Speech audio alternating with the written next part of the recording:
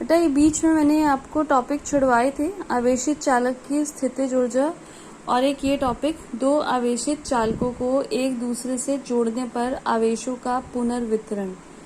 ये आपके सिलेबस में नहीं है, बट मैंने जो आपका पीछे पीडीएफ में मैंने आपको लास्ट में भेजा था, क्वेश्चंस वाला जो पेज है उसमें ये क्वेश्चन कई बार पूछा हुआ है, तो इसलिए एक बार मैं आपको ये करा देती हूँ। तो इसके लिए जो ऊर्जा है उसका फॉर्मूला चाहिए होगा, इसीलिए एक बार ये फॉर्मूला बता देती हूँ कि जब हम चालक को आवेशित करते हैं तो आवेशित करने के लिए कुछ कार्य करना पड़ता है, और ये कार्य ही जो है ये चालक की स्थितिज ऊर्जा कहलाता है।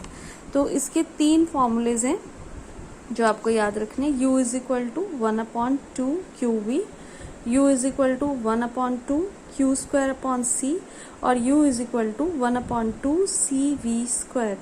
ये जो फॉर्मूला है U is equal to 1/2 CV square, ये जो अभी आपको मैं आवेशों का पुनर्वितरण वाला टॉपिक कराऊंगी उसमें ये फॉर्मूला यूज होगा। तो टॉपिक अब हम करते हैं, दो आवेशित चालकों का एक दूसरे से जोड़ने पर आवेशों का पुनर्वितरण, उभयनिष्ठ विभव। तो ये डायग्राम देखिए, दो चालक हैं A और B, जिसमें से इसकी धारिता C1 और इसकी धारिता C2 है। इसको हम Q1 आवेश देंगे और इसको आवेश देंगे Q2।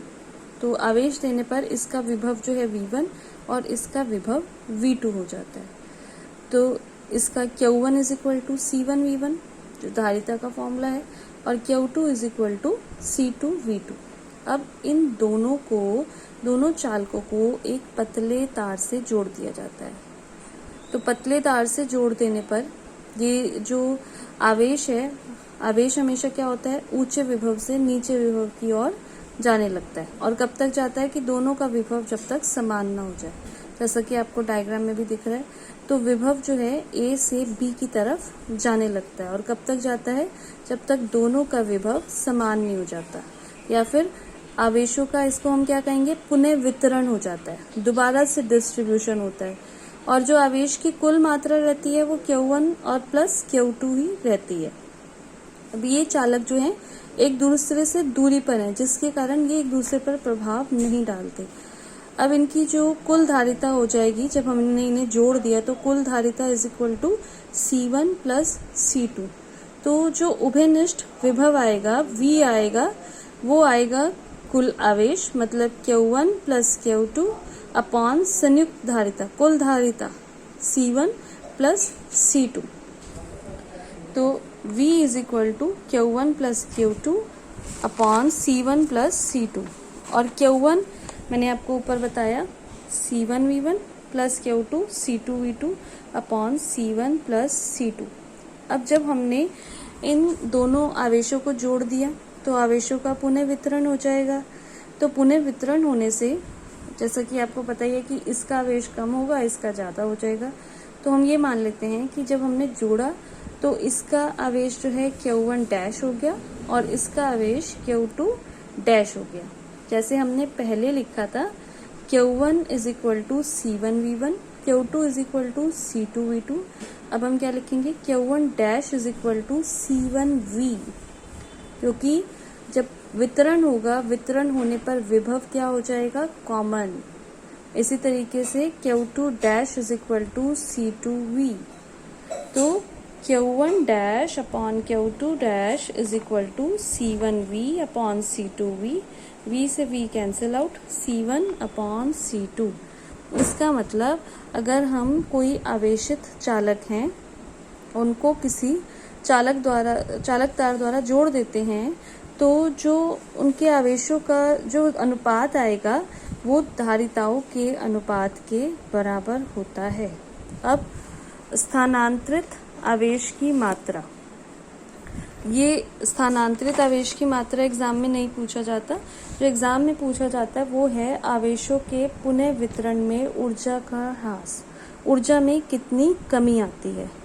तो आपको पता है कि जब हम ऐसे आवेशों को जोड़ देंगे, दो चालकों को जोड़ देंगे, तो आवेश जो है अधिक से कम की ओर जाता है, ज्यादा विभव से कम विभव की ओर बहता है, और इस पूरे प्रोसेस में कुछ ना कुछ कार्य किया जाता है। तो कार्य करने से जो कुल स्थितिज ऊर्जा होती है वो कम हो जाती है। तो जब हमने जोड़ा नहीं, दोनों आवेश को कोई तार से नहीं जोड़ा, तो इसकी ऊर्जा तो हो गई, जैसे मैंने अभी आपको पहले फॉर्मूला भी बताया था, इसकी जो ऊर्जा हो जाएगी वो हो जाएगी हाफ C1V1 स्क्वायर, और इसकी ऊर्जा हाफ C2V2 स्क्वायर, और कुल ऊर्जा जो हो जाएगी जोड़ने से पहले वो half C1V1 square plus half C2V2 square. अब जब हम दोनों को जोड़ देंगे तो दोनों को जोड़ देने से जो कुल धारिता हो जाएगी वो C1 प्लस C2, और जो विभव हो जाएगा वो कितना हो जाएगा V। तो अब जो कुल स्थितिज ऊर्जा हो जाएगी U डैश जो हो जाएगा वो किसके इक्वल होगा, half C1 plus C2V square. ये जोड़ने पर और ये जोड़ने से पहले। तो यहाँ पर जो V का मान है वो V का मान हम कहाँ से रखेंगे, V का मान रखेंगे हम समीकरण 1 से। ये जो ऊपर आया था हमारे पास C1V1 plus C2V2 upon C1 plus C2। तो अब ध्यान से देखिए, U dash is equal to 1/2 C1 plus C2, और V का मान C1V1 plus C2V2 upon C1 plus C2 का होल स्क्वायर।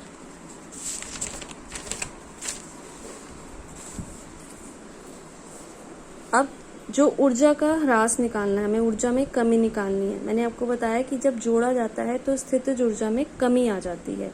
तो कमी का मतलब पहले वाली ऊर्जा में से दूसरी वाली ऊर्जा माइनस कर देंगे। पहले ऊर्जा थी जोड़ने से पहले 1/2 C1V1 square plus C2V2 square, और ये आ गई बाद में। एलसीएम लेने पर, एलसीएम ले लेंगे, इसमें से हम 1/2 C1 प्लस C2 को कॉमन ले लेंगे। तो जब कॉमन लिया, यहाँ तो है नहीं, तो इसलिए C1 प्लस C2 यहाँ मल्टीप्लाई करेगा। C1 plus C2 C1V1 square plus C2V2 square minus यहाँ से 1/2 C1 C2 कॉमन लिया हुआ है, तो अंदर रह गया C1V1 प्लस C2V2 का होल स्क्वायर। अब 1/2 C1 प्लस C2 तो बाहर है ही, ये C1 प्लस C2 इन दोनों से मल्टीप्लाई करेगा। एक बार C1 इन दोनों से मल्टीप्लाई करेगा, एक बार C2 इन दोनों से मल्टीप्लाई करेगा, और ये जो स्क्वायर वाला फॉर्मूला है इसको खोल दिया जाएगा a प्लस बी के होल स्क्वायर से, a square plus B square plus 2ab, और बाहर क्योंकि माइनस है इसीलिए जो अंदर प्लस वाले साइन है वो सब साइन माइनस के हो जाएंगे। पूरा खोल देने से और मल्टीप्लाई कर देने से C1 square V1 square, C1 square V1 square, ये प्लस ये माइनस ये कैंसिल आउट। इसी तरीके से C2 square V2 square, C2 square V2 square, ये प्लस ये माइनस ये कैंसिल आउट। तो क्या क्या रह गया हमारे पास, C1 C2 V2 square, C1 C2 V1 square, और 2 minus 2 C1 C2 V1 V2, मतलब हमारे पास C1 C2 वाली जो टर्म है वो रह गई। C1 C2 को हम बाहर निकाल लेंगे, तो अंदर V1 square plus V2 square minus 2V1 V2, और ये फॉर्मूला बन जाएगा V1 माइनस V2 का होल स्क्वायर। तो अगर C1 और C2 जो है वो धनात्मक है तो ये भी जो है वर्ग होने पर ये भी क्या हो जाएगा, पॉजिटिव। इसका मतलब जब आवेशों को जोड़ा जाता है तो उनके पुनः वितरण में हमेशा ऊर्जा का ह्रास होता है, ऊर्जा की कुछ ना कुछ कमी होती है, और वो कमी जो है वो आप देखते होंगे कि जब दो तारों को जोड़ा जाता है तो कुछ आग सी निकलती है, तो वो कमी जो है वो प्रकाश के रूप में भी हो सकती है और ध्वनि के रूप में भी हो सकती है।